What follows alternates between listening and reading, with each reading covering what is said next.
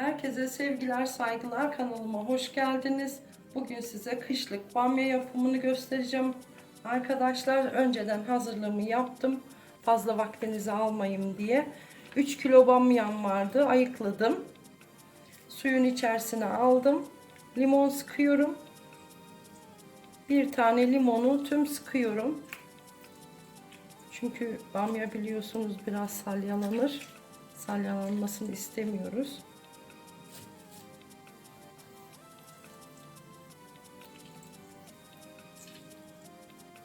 Şimdi bamya yapımının tam zamanı. Bamyalar taze. Yapıp atarsanız birçok da yapım versiyonu var. Çiğden koyan var. Domatesle biraz kavurup koyan var. Ben domatesle kavurup koyacağım. Bamyalarınızı ilk önce saplarını bu şekilde ayıklıyorsunuz. Birazı büyük, birazı küçük bamyaların. Tabi seçemiyorsunuz. Bakın böyle kenarlarını alıyoruz. Bu şekilde.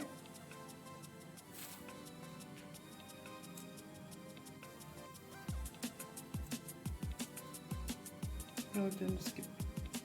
Böyle yapıp suyun içerisine atıyoruz. Bamyamız suda beklerken biz de 1 kilo domatesimizi ince ince soyup sonra küp küp doğruyoruz. Arkadaşlar mutlaka atın buzdolabınıza, imkanınız varsa. Kışın size çok bir kolaylık oluyor. Ne pişireceğim derken açıyorsunuz buzdolabı, istediğinizi pişiriyorsunuz. Ben fasulye atıyorum, barbunya atıyorum, bezelye atıyorum. Yazın sebzelerini kışın da yiyebiliyorsunuz.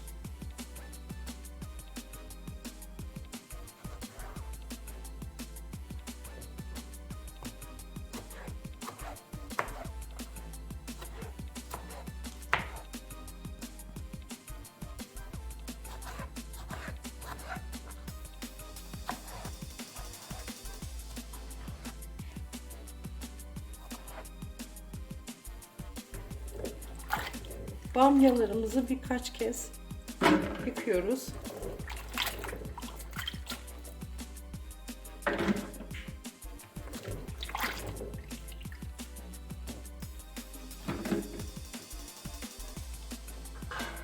Yıkamış olduğumuz bamyaları geniş bir tenceremize aktarıyoruz.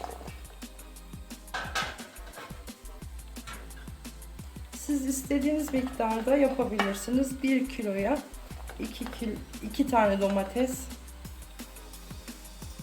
2 kiloya 4-5 domates, istediğiniz ölçülerde yapabilirsiniz. Benim bamyam tam 3 kiloydu. Ayıkladıktan sonra 2,5 kilo falan kalmıştır.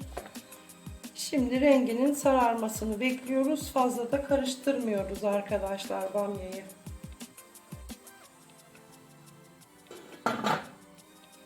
Yaklaşık 4-5 dakikadır kaynayan bamyalarımızı şimdi ilk defa yavaş yavaş şöyle bir karıştırıyoruz arkadaşlar. Bamya fazla karıştırmaya gelmez.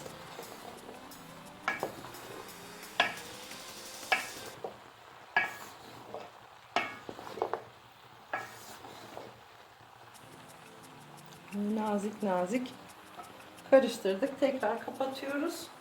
Sararmasını bekliyoruz.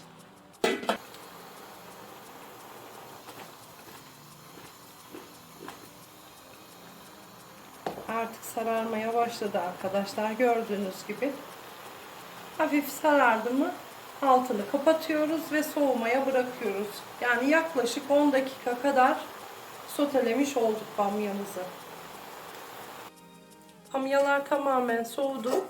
Şimdi artık poşetlere koyup ağzını kapatıp prize koyma zamanı. İstediğiniz miktarda ne kadar yemek yapacaksanız o kadar poşetinize ilave edin.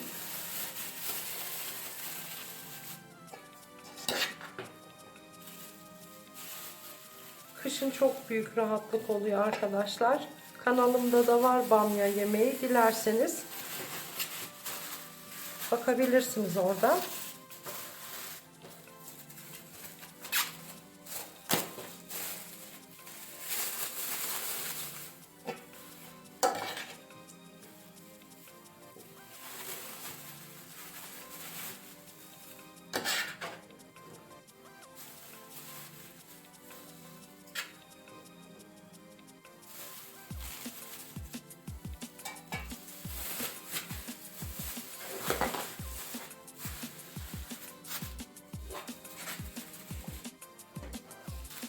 Poşetin havasını alıyoruz ve sıkıca bağlıyoruz. Havasını iyice alalım. Ben 4-5 kişilik yemek için ayarladım. Siz dilediğiniz gibi ayarlayabilirsiniz. Ve derin dondurucuya kaldırıyorum. Sağlıcakla yiyin arkadaşlar. Kanalıma abone olup beğenilerinizi unutmayın. Hoşça kalın.